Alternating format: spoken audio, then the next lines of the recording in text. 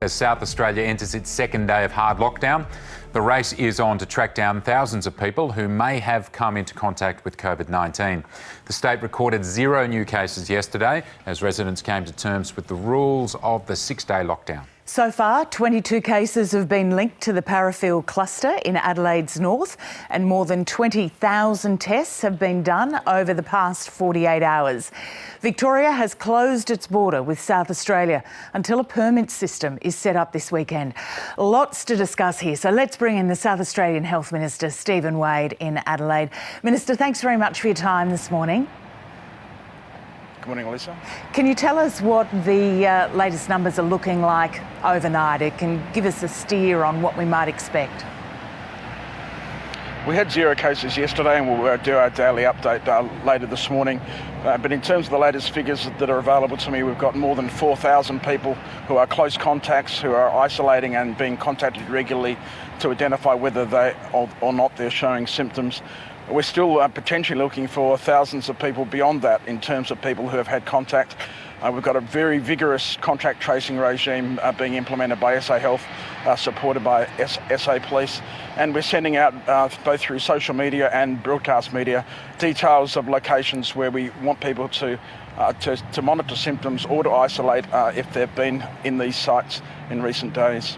It's hard to correlate though, isn't it? At 0 cases yesterday, the state in severe lockdown. Does it mean you got in quick enough to get ahead of it? We've always acted early and decisively. That's what we've done in our earlier clusters. But I think it's good to compare the similarities and differences. In the Thebarton cluster, on the first day, we had 3 cases and we ended up having slightly over 1,000 people who needed to be isolated. On the first day of this cluster, we had 16 cases. People who've been working in a whole range of work environments for an extended period of time. So it's not surprising that we've got a much larger isolation task, a much larger contact tracing task.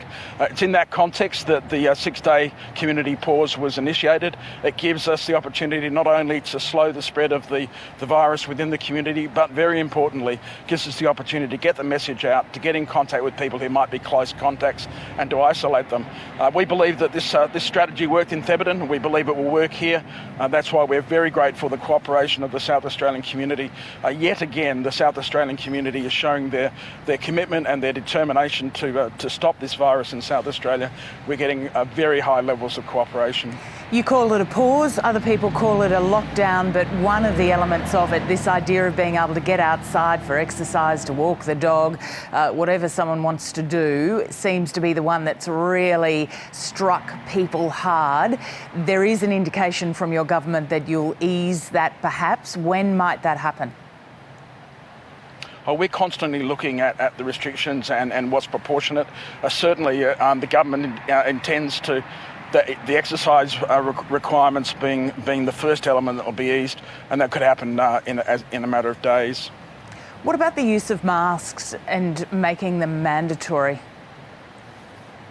We are moving towards mandatory use of masks, but there is, of course, the issue of supply. We're working hard to make sure that masks are available more broadly through the community. Of course, a lot of pharmacies and other outlets are selling masks. We have very strong supplies. South Australia, during the pandemic, has established a domestic production capacity. So there's no issue with the number of masks we've got. It's making sure they get to the right place. Now, it was South Australia shutting the border on Victoria last time around. Now it's Victoria doing it the other way. It was complicated. Those border communities really suffer. What's going to happen to them this time? Well, of course, every state and territory has the right, in fact, the responsibility to do what they think is necessary to protect the public health of their communities. We're certainly making sure that we're providing very fulsome information to our interstate colleagues so that any decisions they can make are based on the best possible advice. I know that the Victorian government and the South Australian government are acutely aware of the close interactions between our 2 border communities, and I'm sure the Victorian government will be sensitive to that in any measures they put in place. Well, given what you've seen happen in Victoria, would you consider ring-fencing Adelaide and freeing up the rest of Australia? I think it's really important to see the differences between the Victorian lockdown and the South Australian 6-day community pause. This is a response to a cluster. There are no unlinked cases. There is no suggestion of widespread community transmission. This is an early decisive response to close down a cluster. It is not a long-term weaning of a community of a widespread community transmission. We're facing a community pause of 6 days. The Victorian community faced a lockdown of more than 100 days. I know you're saying there's no suggestion, but you're also saying there could be thousands of people out there who might have it. We're saying there are thousands of people out there who are close contacts. As I said, we've already got 4,000 people who we're daily contacting for symptoms. As I said, in yesterday's announcements, there were 0 cases. That includes 0 cases in 4,000 plus close contacts. So we're certainly not saying that these people are out there infected. What we're saying is we've already got 22 people. We've already got a significant risk of community transmission. We're not going to sit around and wait and see what happens. We're going to ring fence the close contacts and the contacts of the close contacts so that we can vigorously deal with this cluster. We make no apologies for acting early and acting decisively. We know that it comes with significant disruption both socially and economically to the South Australian community, but we have no doubt that a widespread community transmission and an extended lockdown would have far more serious consequences. It did escape from hotel quarantine, and the Police Commissioner, Grant Stevens, was on the program before. He's adamant that people shouldn't be forced to give up their lives, to give up other jobs, but people have said it just can't go on having multiple jobs with staff who are working in these high-risk situations. What's your view?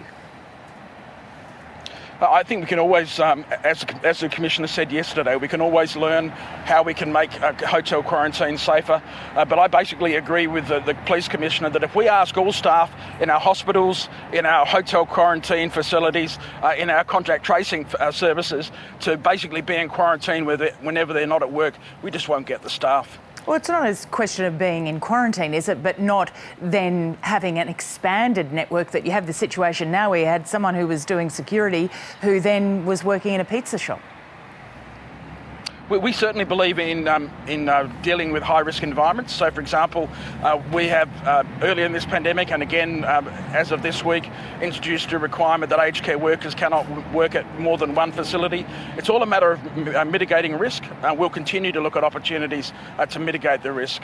All right, Stephen Wade, thanks for your time this morning. Thanks, Lisa.